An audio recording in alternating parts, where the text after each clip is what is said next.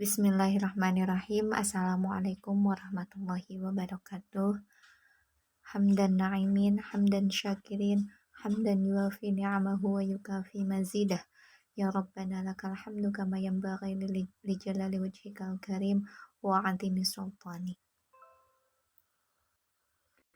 Alhamdulillah, pada kesempatan hari ini kita masih dapat bertemu kembali dalam mata pelajaran sejarah kebudayaan Islam. Materi yang akan kita bahas hari ini yaitu tentang gerakan pembaharuan dalam Islam. Adapun tujuan pembelajaran yang harus dicapai yaitu yang pertama, peserta didik mampu memahami tokoh-tokoh pembaharuan dalam Islam dan ide-ide pembaharuannya seperti Ali Pasha, Jamaluddin Al-Afghani, Muhammad Abduh, Rashid Ridho, dan Muhammad Iqbal. Yang kedua, peserta didik mampu memahami nilai positif dari gerakan pembaharuan dunia Islam. Mari kita lihat peta konsep yang tentang gerakan pembaharuan dalam Islam. Nah, yang akan kita bahas yang pertama, pengertian pembaharuan Islam, biografi tokoh-tokoh pembaharuan Islam, dan pemikiran tokoh-tokoh pembaharuan Islam. Namun untuk pemikiran tokoh-tokoh pembaharuan Islam ini akan dibahas di pertemuan selanjutnya. Yang akan kita pelajari hari ini hanya dua. Yang pertama pengertian pembaharuan, yang kedua biografi tokoh-tokoh pembaharuan Islam yang meliputi Ali Pasha, Jamaluddin Al-Afghani, Muhammad Abduh, Rashid Ridho, dan Muhammad Iqbal. Mari kita masuk ke materi yang pertama, A. Pengertian pembaharuan.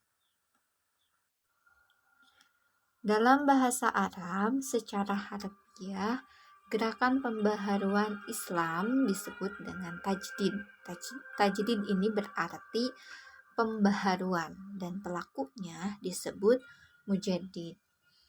Nah, istilah tajdid ini sendiri memiliki arti lain yang lebih luas, diantaranya yaitu reformasi, purifikasi, modernisme, dan lain sebagainya. Yang kedua, secara istilah, pembaharuan dalam Islam adalah upaya-upaya untuk menyesuaikan paham keagamaan Islam dengan perkembangan baru yang ditimbulkan oleh kemajuan ilmu pengetahuan dan teknologi modern. Nah, Islam sebenarnya telah memiliki tradisi pembaharuan. Karena ketika menemukan masalah baru, kaum muslimin segera memberikan jawaban yang didasarkan atas doktrin-doktrin dasar kitab dan sunnah. Rasulullah pernah mengisyaratkan dalam sebuah hadis bahwa sesungguhnya Allah akan mengutus kepada umat ini Islam pada permulaan setiap abad. Orang-orang akan memperbaharui agamanya. Hadis riwayat Abu Dawud.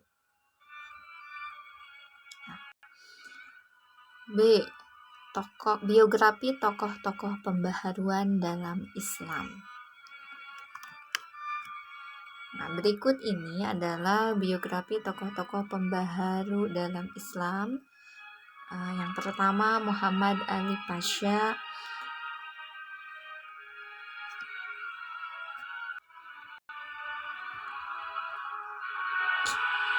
Nah, Muhammad Ali Pasha lahir pada bulan Januari tahun 1765 Masehi di Kawala, Albania, Yunani. Tepatnya di dekat pantai Macedonia. Nah, di mana negeri ini telah menjadi bagian dari negara Daulah Utsmani sejak ditaklukkannya oleh Sultan Muhammad II Al-Fatih pada tahun 1453 Masehi. Yang kemudian baru dapat melepaskan diri dari kekuasaan Istanbul pada tahun 1829 Masehi. Nah, ayahnya bernama Ibrahim Aga. Ia adalah seorang imigran Turki kelahiran Yunani. Sejak kecil, Muhammad Ali Pasha memiliki keterampilan dan kecerdasan yang luar biasa. Ia bekerja sebagai pemungut pajak, kemudian diangkat menjadi menantu Gubernur Utsmani. Dalam perjalanan karirnya,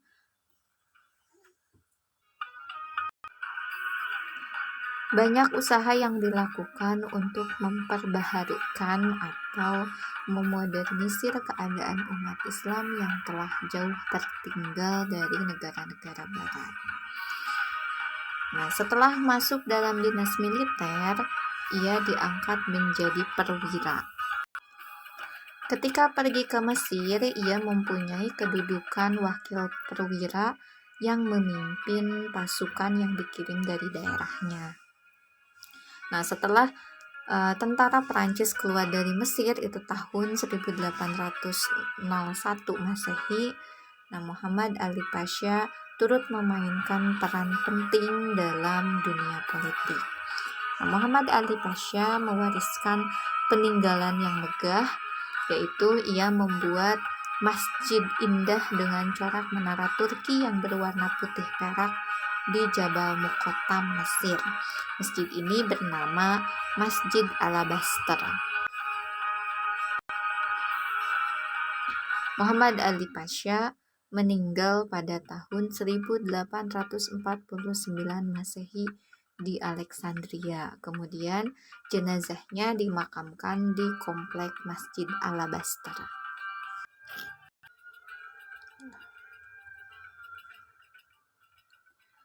2. Jamaluddin Al-Afghani.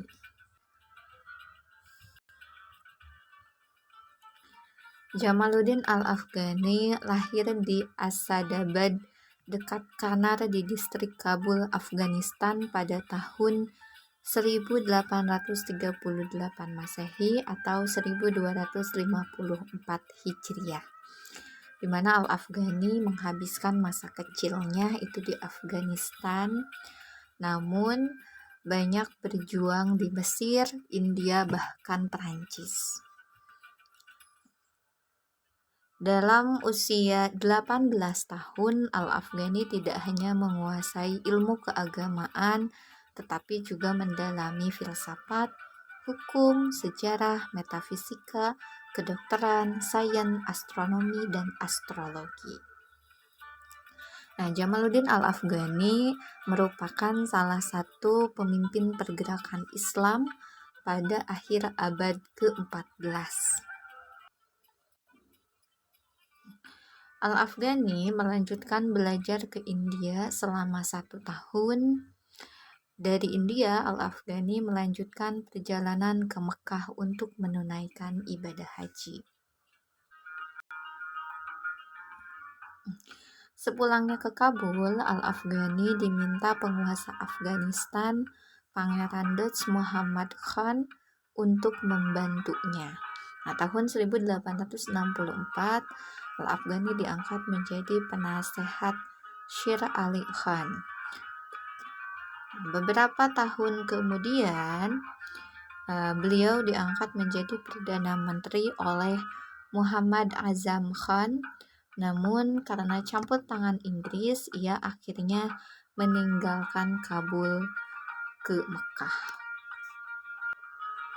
Nah, Inggris menilai Al-Afghani sebagai tokoh berbahaya karena ide-ide pembaharuannya. Oleh karena itu, pihak Inggris terus mengawasi Jamaluddin Al-Afghani.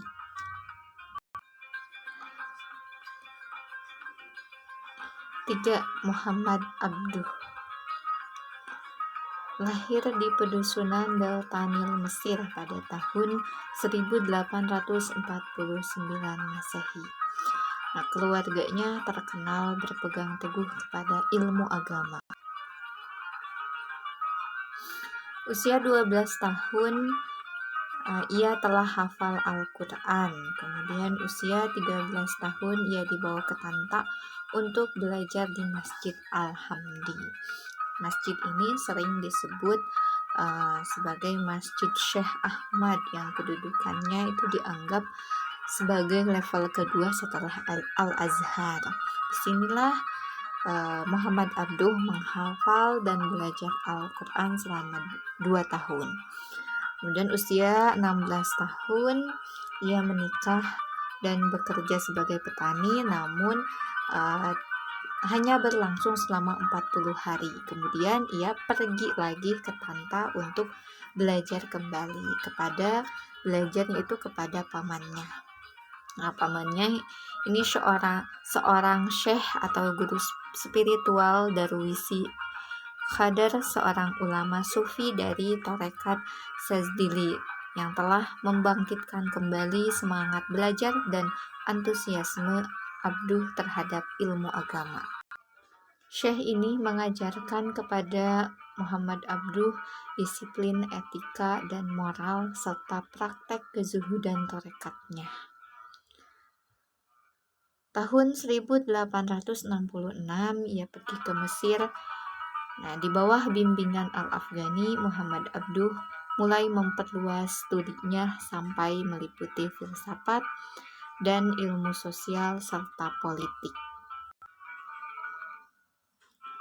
Ia meninggal pada tanggal 11 Juli 1905 Masehi.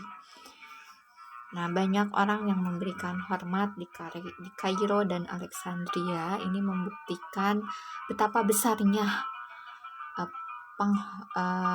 penghormatan orang kepada dirinya. 4. Muhammad Rashid Ridho. Lahir di Kolamun, Lebanon dekat dengan Tripoli atau Suriah, tanggal 27 Jumadil Ula 1282 Hijriah atau 23 September 1865 Masehi. Ia dilahirkan dan dibesarkan di lingkungan keluarga terhormat dan taat beragama. Rashid Ridho memulai pendidikan dengan membaca Al-Quran, menulis, dan berhitung di kampung halamannya, yaitu Kolamun, Suriah. Kemudian ia masuk ke Madrasah Ar-Rasyidiyah, yaitu sekolah milik pemerintahan di Tripoli. Nah, ia belajar ilmu bumi, ilmu berhitung, ilmu bahasa seperti nahwu dan syaraf atau ilmu tata bahasa Arab, dan ilmu-ilmu agama seperti akidah dan ibadah. Usia 18 tahun, ia melanjutkan studinya ke Madrasah Al-Watoniyah Al-Islamiyah yang didirikan oleh Syekh Husain Al-Jisr, di mana dikenal sebagai seorang yang sangat berjasa dalam menumbuh kembangkan semangat ilmiah dan ide pembaharuan dalam diri Rashid Ridho. Nah, di antara pikiran-pikiran gurunya yang sangat mempengaruhi Rashid Ridho, salah satunya adalah kemajuan dalam memadukan pendidikan agama dan pendidikan umum. Ia juga seorang pengikut Torekat Naksabandiyah.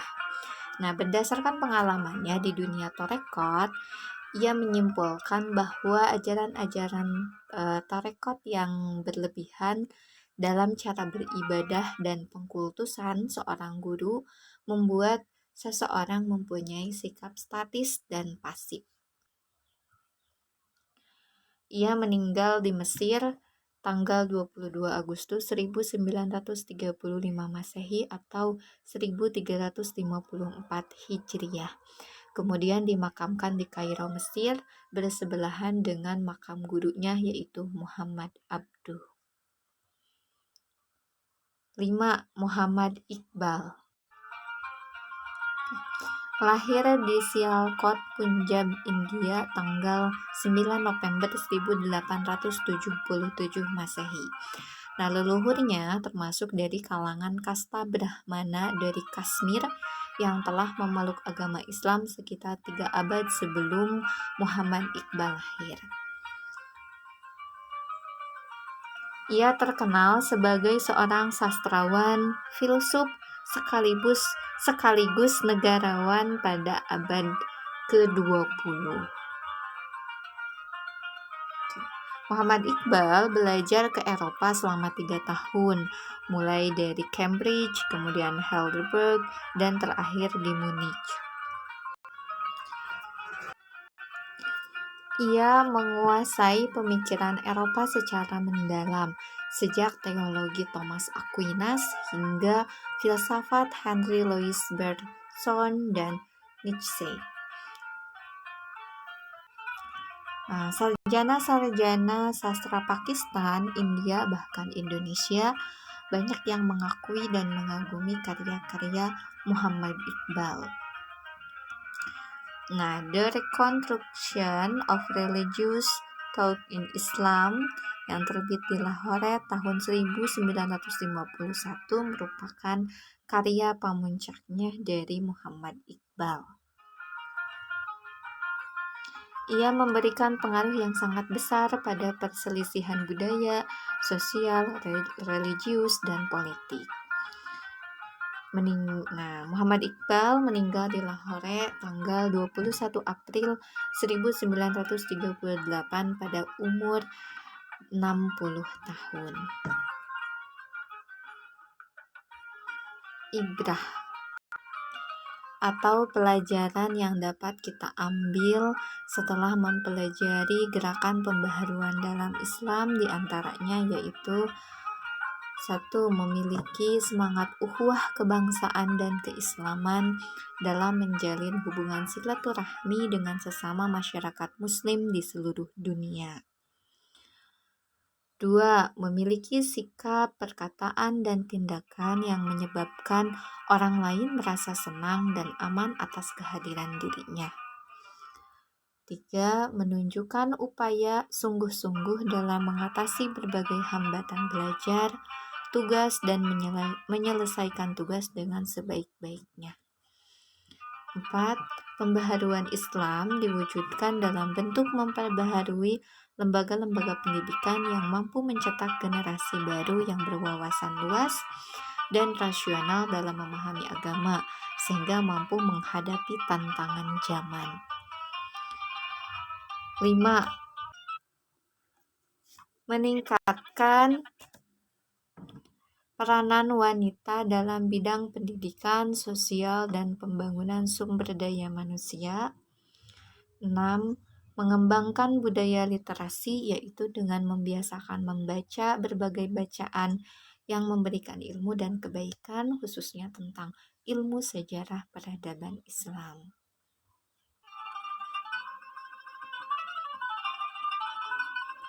Sekian pembahasan kita hari ini.